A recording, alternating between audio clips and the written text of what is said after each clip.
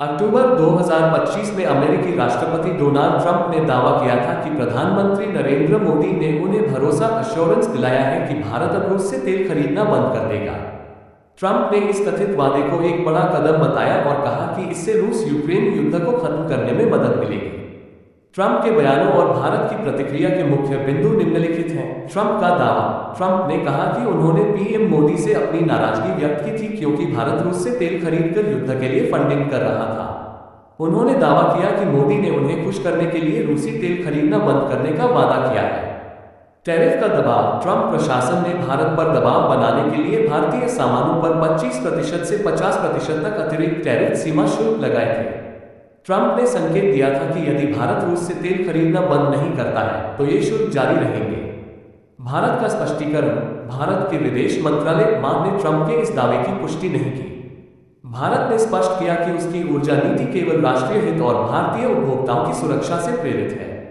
विदेश मंत्रालय के प्रवक्ता ने कहा कि उन्हें दोनों नेताओं के बीच ऐसी किसी बातचीत या आश्वासन की जानकारी नहीं है।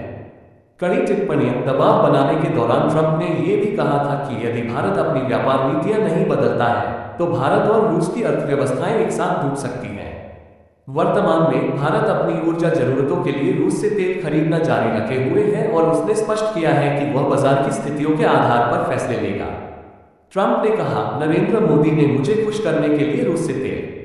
5 जन 2026। नरेंद्र मोदी के DFRAC।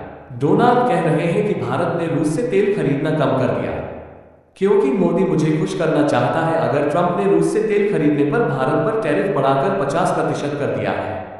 अनुवाद किया गया। ट्रंप ने रूस से तेल खरीदने पर भारत पर टैरिफ बढ़ाकर 50% कर दिया है।